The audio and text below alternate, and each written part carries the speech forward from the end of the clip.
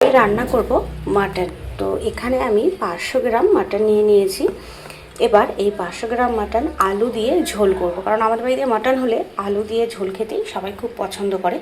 তো সেই কারণে আলু দিয়েই আজকে মাটনটা করব। খুব একটা বেশি রিচ করব না, হালকা পাতলার উপর করব, কারণ এখন গরম পড়েছে হালকা হালকা। তো সেই কারণে মাটনটা একটু হালকা পাতলার উপর করব। চলো তোমাদের সাথে সেই ভিডিওটা আজকে শেয়ার করে নেব। এবার আমি মাটনটার সাথে কিছু মশলা অ্যাড করে নেবো। আমি ভালো করে বেছে ধুয়ে নিয়েছি, জল ঝরিয়ে নিয়েছি। এবার আমি দিয়ে দেব লবণ, আর দিয়ে দেব এখানে ঝাল লঙ্কার গুঁড়ো। তোমরা ঝালটা তোমাদের স্বাদ অনুযায়ী দেবে। আর দিয়ে দেবো এখানে চামচ হলুদের গুঁড়ো, আর এখানে দিয়ে দেবো 1.5 চামচের মতন জিরের গুঁড়ো আর ধনের গুঁড়ো। আর এখানে দিয়ে দিলাম তেজপাতা, আর দিয়ে দেবো গোটা গরম মশলা, এলাচ, লবঙ্গ আর দারচিনি।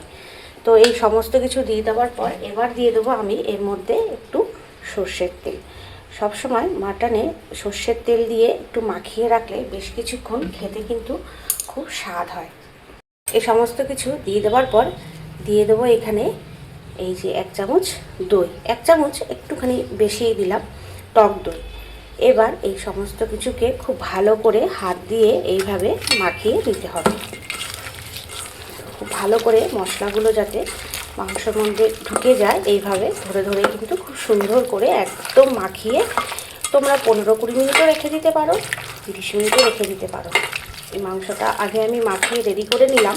এবার আমি রান্নার জোগাড়টা যেহেতু করে নেব, তো সেই কারণে আমি মাংসটা এইভাবে মাখিয়ে আমি রেডি করে নিলাম। হয়ে গেছে, মাংসটাকে আমি এইভাবে মাখিয়ে রেখে দিয়েছিলাম। আর মাংসটা রান্না করার জন্য আমি এবার রেডি করে নিয়েছি। এখানে বেশ কেটে রাখা কিছু আলু, একটু আলুটা বেশি করেই দেবো।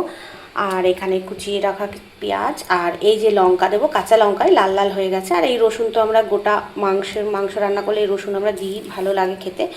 আর এখানে আদা কুচি আছে, আর এখানে আছে রসুনের বেশ কিছু রসুনের কড়াইগুলোকে ভালো করে আমি পেস্ট করে নেব মিক্সিতে দিয়ে। আর এখানে আমি দেখো কড়াই বসিয়ে দিয়েছি, কড়াইটা গরমও হয়ে গেছে। এবার আলু ভাজাটা আমি শুরু করে দেবো কড়াইয়ের মধ্যে। আমি এবার তেল দিয়ে দেবো, একটু বেশি করেই তেল দিয়ে দেবো।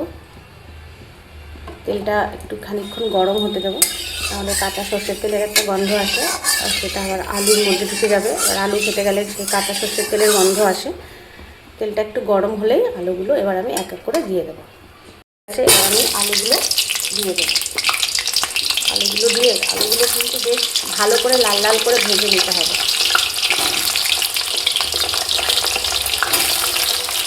আলুগুলো সম্পূর্ণ আমি দিয়ে দিলাম। আলুগুলো একটু লাল লাল করে ভেজে নিলাম। মশলাটা রেডি করে নেব, কারণ আলুটা ভাজতে বসিয়ে দিয়েছি। দেখো রসুনগুলো নিয়ে নিলাম, আদা কুচি নিয়ে নিলাম, কাঁচা লঙ্কাও নিয়ে নিলাম। বেশ কিছুটা পেঁয়াজ আমি এর মধ্যে দিয়ে দেবো, কুচনো পেঁয়াজ, যাতে গ্রেভিটা একটু ঘন ঘন হয়, সেই কারণে দিয়ে দেবো। একটু ভাজা হয়ে গেছে, এবার আমি ওপর থেকে একটু লবণ ছিটিয়ে দেবো। একটু লবণ দিয়ে ভেজে নেবো, তাহলে আলুগুলোর মধ্যে লবণটাও ঢুকবে, ভালো খেতেও ভালো লাগে আলুগুলো। কিন্তু আরও একটু লাল লাল করে ভাজবো। খাসির মাংসের আলু তো একটু লাল লাল করে ভালো করে ভেজে নিতে হবে। ভাজা হয়ে গেছে, দেখো খুব সুন্দর লাল লাল করে ভাজা হয়ে গেছে। এবার আমি গ্যাসের ফ্লেমটা একটু নর্মাল করে দেবো, না একদম সিম করে দিলাম। এবার আলুগুলোকে আস্তে আস্তে করে তুলে দেবো। গরম তেল তো গায়ে ছিটে আসতে পারে, সেই কারণে আস্তে আস্তে করে আলুগুলো এবার আমি তুলে দেবো সমস্ত। দেওয়ার পর এখানে এই তেলটা বেঁচে গেছে, মানে কড়াইতে রয়ে গেছে। এখানে আমি আর কোনো গোটা গরম মশলা ফোড়নে দেবো না, কারণ আমি মাংসের মধ্যে কিন্তু গোটা গরম মশলা আমি মাখিয়ে আমি দিয়েছি। তেজপাতা, গোটা গরম মশলা সবই কিন্তু মাংসের মধ্যে মাখানো রয়েছে। তো এবার আমি এখানে সামান্য ফোড়নে দিয়ে দেবো একটু জিরে। একদম ঘরে থাকা প্রত্যেক দিন ব্যবহার করা মশলা দিয়েই রান্না করব আমি, আর সেইভাবে রান্না করাটাই আমার মনে হয় ভালো। প্রত্যেক দিনের ব্যবহার করা যে মশলা দিয়ে, আর রান্নাটা খুব সহজে হয়ে যায়। আর এবার পেঁয়াজ কুচিগুলো আমি দিয়ে দেবো। তো প্রত্যেক দিন ব্যবহার করা মশলা দিয়েই আমি রান্না করার চেষ্টা করি।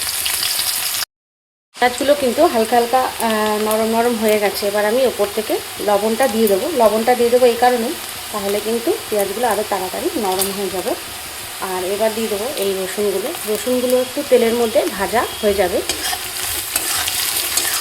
বেশ কিছুক্ষণ নাড়াবো, অল্প সময়, বেশিক্ষণ নাড়াবো না, কারণ অলরেডি একটু নরম হয়ে এসছে। আরও একটু নরম হয়ে গেলেই কিন্তু হয়ে যাবে। দেখো পেঁয়াজগুলো এখানে বেশ লাল লাল হয়ে গেছে। এবার কিন্তু এই যে বাটা মশলাগুলো এবার এখানে দিয়ে দেবো।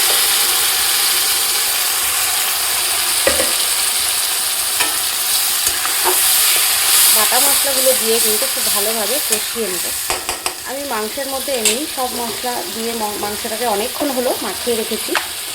আর এখানে ওই সব যেই মশলাগুলো মাংসের মধ্যে দেওয়া আছে, জিরের গুঁড়োটা বাদ দিয়ে বাকি সবই এখানে দিয়ে দেবো, কারণ গোটা মশলা দেওয়া আছে।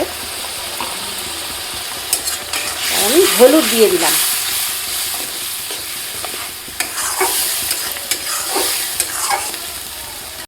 মশলা থেকে কিন্তু এরকম তেল ছাড়তে শুরু করে দিয়েছে, তার মানে মাংসের মশলাটা খুব ভালোভাবেই কষানো হয়েছে। এবার আমি এখানে জিরের গুঁড়ো, ধনের গুঁড়ো কিছুই দেবো না, কারণ আমার সব মশলা মাংসের মধ্যে কিন্তু মাখানো রয়েছে, গোটা গরম মশলা থেকে শুরু করে সমস্ত কিছু। তো এখানে কাঁচা মশলাই কিন্তু কষিয়ে দিলাম, পেঁয়াজ, আদা, রসুন। আর এবার দিয়ে দেবো, তোমরা চাইলে এখানে টমেটোও দিতে পারো, আমি আজকে টমেটো ব্যবহার করলাম না। আমি এখানে দিয়ে দেবো সস। তো এই পরিমাণ মতন একটু সামান্য সস দিয়ে দেবো। সস দিলেও খেতে ভালো লাগে। আর দিয়ে দেবো সানরাইজের এই মিট মশলাটা এখানে দিয়ে দেবো, পুরো এক প্যাকেটই দিয়ে দেবো। আর কিন্তু আমি এখানে কোনো মশলা আমি দেবো না, পুরো এক প্যাকেটে আমি দিয়ে দিলাম। এবার একটু মশলাটা হালকা কষিয়ে নেব। সুন্দর একটা গন্ধ বেরোয় এই মিট মশলাটা দিলে পরে মাংসের মধ্যে থেকে। মশলা কষানোর সময় এত সুন্দর গন্ধ বেরিয়ে যায়, তো সেই কারণে একটু মিট মশলাটা দিলে খেতে কিন্তু খুব ভালো লাগে। মশলাটা দেখো মিট মশলা দিয়ে বেশ সুন্দর কষিয়ে নিয়েছি। এবার আমি মশলা বাটি ধোয়া একটু জল দিয়ে দিলাম, কারণ এরপরে যদি জল এখন যদি না দিই পোড়া লেগে যেতে পারে। জল দিয়ে একটু ফোটাবো, জলটা এক্ষুনি শুকিয়ে যাবে।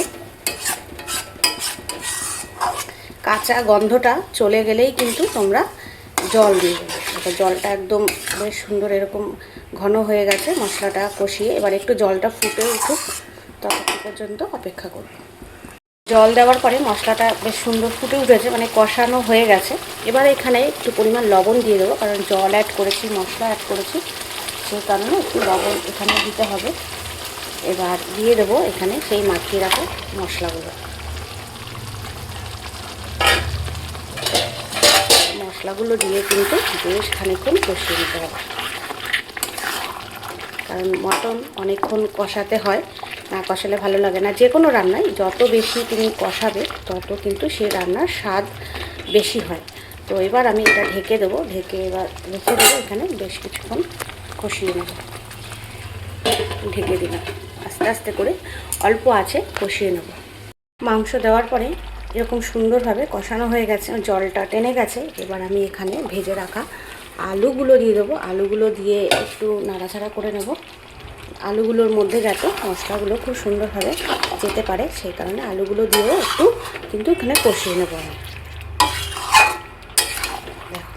দেখো সুন্দর এরকমভাবে কিন্তু কষাতে হবে, নাহলে খেতে ভালো লাগে না। যেহেতু আমরা অন্য কোনো মশলা ইউজ করি না, ঘরের প্রত্যেক দিনের ব্যবহার করার মশলা দিয়ে রান্না করি, তো একটু ভালো করে কিন্তু কষাতে হবে, সুন্দরভাবে কষিয়ে নিতে হবে। এবার একটু ঢেকে দেবো যাতে খুব সুন্দরভাবে আলু দিয়েও কষানো হয়ে যায়। কষানো হয়ে গেছে একদম কমপ্লিট। এবার সামান্য একটু জল দিয়ে দেবো। এবার তোমরা এখানে গরম জলও ব্যবহার করতে পারো, গরম জল আর ব্যবহার করলাম না, কারণ আমি এবার মাংসটা প্রেশার কুকারে দেবো, সেই কারণে আর গরম জলের আর দরকার নেই। যদি আমি শুধু কড়াইতেই সেদ্ধ করতাম তাহলে আমি গরম জল ব্যবহার করতাম। এখানে প্রেশার কুকারে যেহেতু দেবো, গরম জলের দরকার নেই। এবার আমি এখানে গুঁড়ো গরম মশলা দিয়ে দেবো, কিন্তু গুঁড়ো গরম মশলা না দিলে ভালো লাগবে না, এখনই দিয়ে দেবো, কারণ প্রেশার কুকারে যেহেতু দেবো সিটি পড়বে, সেই কারণে গরম মশলাটা দিয়ে একবারে প্রেশার কুকারে আমি 2টো সিটি দিয়ে নেব।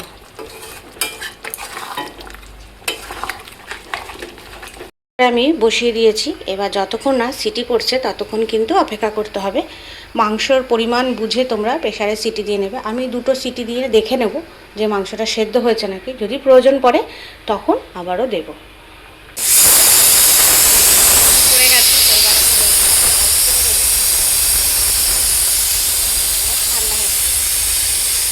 দেখো মাংসটা আমি নামিয়ে নিয়েছি, কালারটা কি সুন্দর এসছে, আর এরকম উপর থেকে তেল ভাসছে আর কি।